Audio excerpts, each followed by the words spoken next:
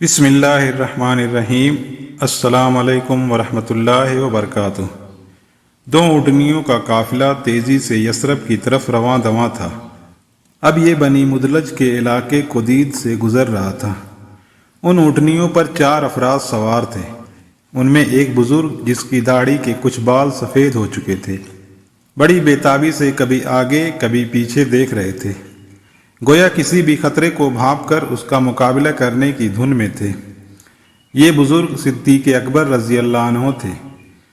اس قافلے کے سربراہ امام الانبیاء، کائنات کے امام سید البشر محمد رسول اللہ صلی اللہ علیہ وسلم تھے۔ ادھر بنو مدلج کے سردار سراقہ بن مالک اپنے گھر میں اپنے حواریوں سمیت بیٹھا گفتگو کر رہا تھا۔ اچانک ایک شخص اندر داخل ہوا، کہنے لگا، سراقہ، میرا خیال ہے کہ محمد صلی اللہ علیہ وسلم اس وقت اپنے ساتھیوں سمیت ساحل سمندر سے گزر رہے ہیں۔ میں ابھی انہیں دیکھ کر آ رہا ہوں۔ سراقہ سمجھ گیا کہ یہ وہی لوگ ہیں۔ ان دنوں مکہ کے ارد گرد تمام قبائل اور بستیوں میں ایک ہی موضوع زیر بحث تھا کہ اس قافلے کو کس طرح روکا جائے اور انہیں زندہ یا مردہ معاذ اللہ قریش مکہ کے حوالے کیا جائے۔ اس مذموم کارروائی کے لیے 100 سرخ اونٹوں کا انعام مقرر تھا، اور یہ اتنا بڑا انعام تھا کہ اسے حاصل کرنے کے لیے ہر شخص بے قرار تھا۔ سراقہ پہلے بدلا، اس کے ذہن میں یہ خیال بجلی کی طرح کونت گیا کہ یہ انعام مجھے ملنا چاہیے۔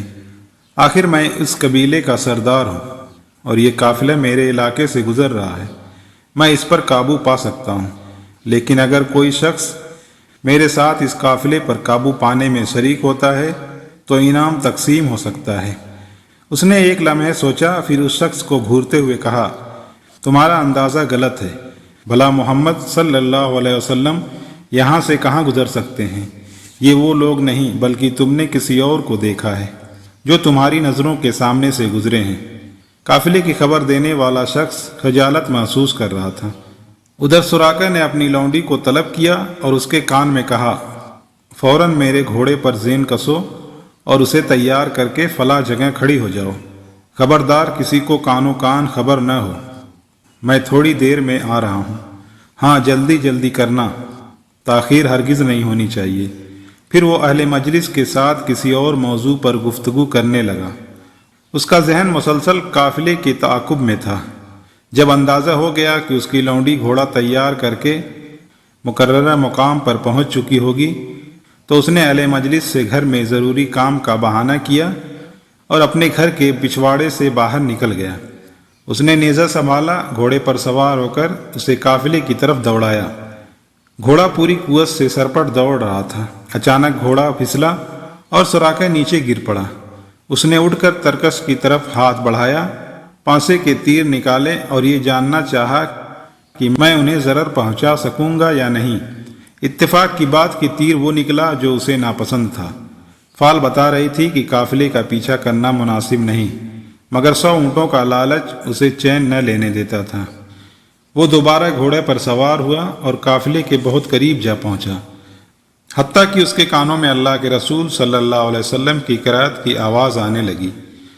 ادھر ابو بکر صدیق رضی اللہ عنہ بڑے بے چین نظر آ رہے تھے۔ انہوں نے سراقہ کو قریب آتے دیکھا تو بے اختیار پکار اٹھے، اللہ کے رسول صلی اللہ علیہ وسلم، یہ پیچھا کرنے والا اب ہمیں پکڑنے ہی والا ہے۔ ادھر عظیمت کے پہاڑ، اپنے رب پر مکمل بھروسہ کرنے والے پیغمبر صلی اللہ علیہ وسلم نے بڑے اعتماد سے جواب دیا، ابو بکر، میرے یار غار، پریشان ہونے کی ضرورت نہیں، اللہ ہمارے ساتھ ہے۔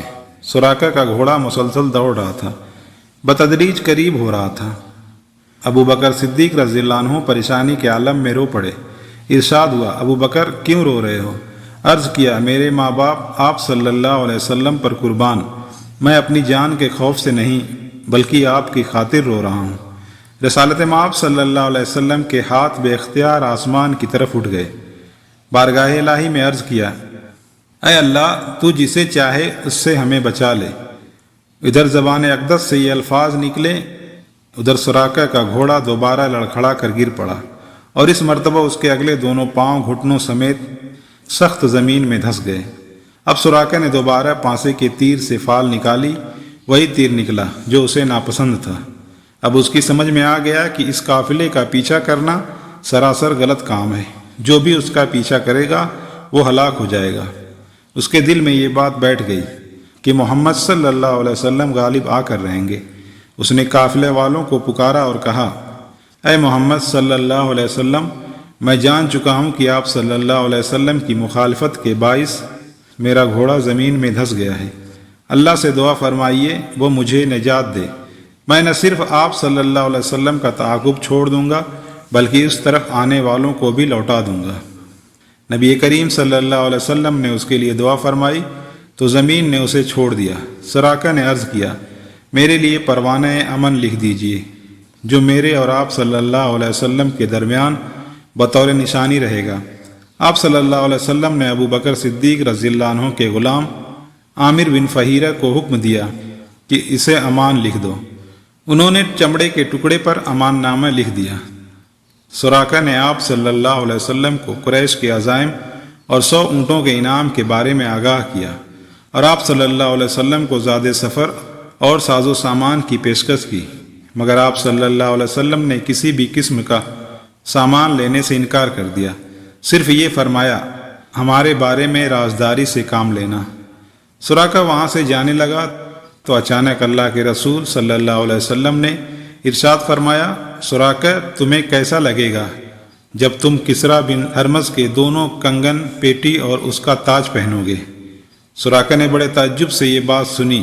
وہ سوچ میں پڑ گیا کہ کہاں کسریٰ بن ہرمز اور اس کے کنگن اور کہاں میں۔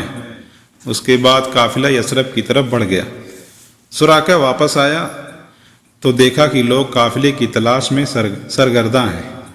سراقہ کہنے لگا، ادھر کی کھوج خبر تو میں دور دور تک کر چکا ہوں، تمہیں اس طرف جانے کی کوئی ضرورت نہیں، میں تمہارے حصے کا کام کر چکا ہوں۔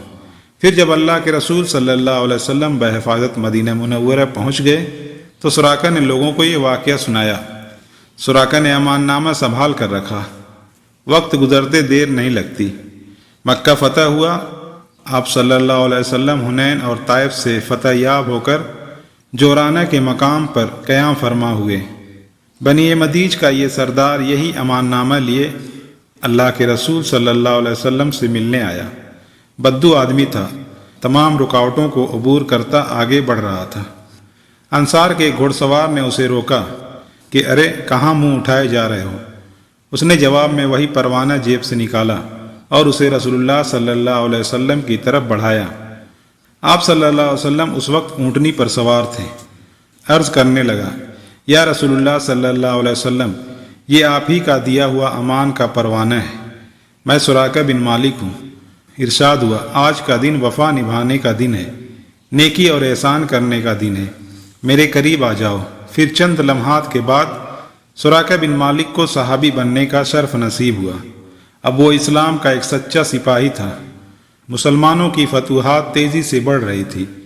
عمر فاروق رضی اللہ عنہ کے دور میں اللہ کے رسول صلی اللہ علیہ وسلم کی پیشنگوئی سچ ہوئی۔ آپ صلی اللہ علیہ وسلم کے نام مبارک کو چاک کرنے والے کسریٰ کی حکومت پاس پاس ہوئی۔ اس کا غرور خاک میں مل گیا، اس کے خزانوں کو توڑا گیا۔ کسریٰ بن ہرمز کا تاج، اس کی پیٹی اور کنگن مدینہ منورہ بھیجے گئے۔ فاروق اعظم رضی اللہ عنہ نے حکم دیا، لوگوں سراقہ بن مالک کو بلاؤ، میرے نبی کی پیشنگوئی کے پورا ہونے کا وقت آ گیا ہے۔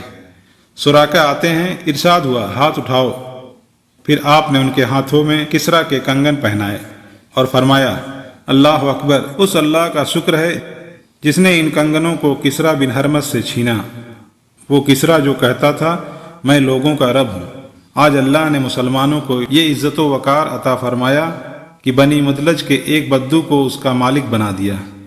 اس طرح نبی کریم صلی اللہ علیہ وسلم نے خندق کی کھدائی کے موقع پر جو پیشنگوئی فرمائی تھی کہ مجھے کسریٰ کے خزانوں کی چابیاں عطا کر دی گئی ہیں، وہ بھی فتح مدائن کے موقع پر پوری ہو گئی اور آپ کے خدام کو وہ چابیاں عطا کر دی گئیں۔ سبحان اللہ۔